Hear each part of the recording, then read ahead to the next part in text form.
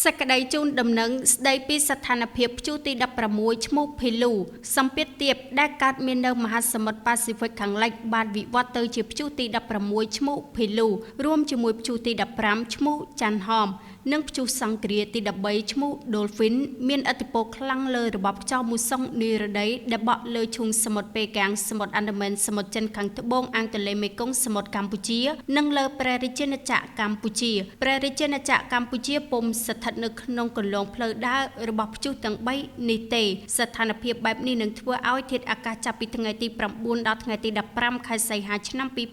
2026នៅតំបន់វាលទំនាបខេត្តបន្ទាយមានជ័យបាត់ដំបងពោធិ៍សាត់កំពង់ឆ្នាំងសៀមរាបកំពង់ធំកំពង់ចាមត្បូងឃ្មុំព្រៃវែងកណ្ដាលតាកែវស្វាយរៀងនិងរាជធានីភ្នំពេញអាចមានភ្លៀងធ្លាក់ជាមួយផ្គររន្ទះនិងខ្យល់កន្ត្រាក់គ្របដណ្ដប់លើផ្ទៃដី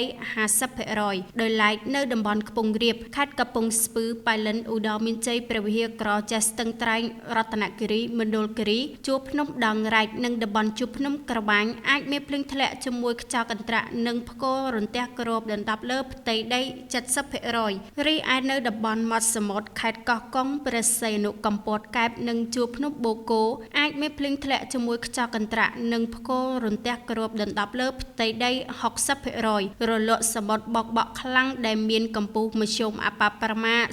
0.50 ម៉ែត្រនិងកម្ពស់មធ្យមអតិប្រមា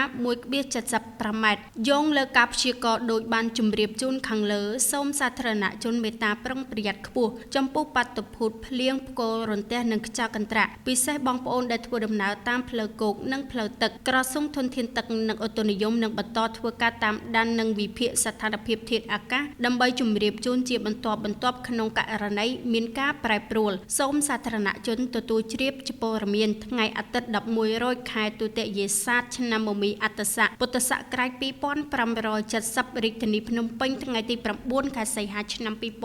2026សូមអរគុណ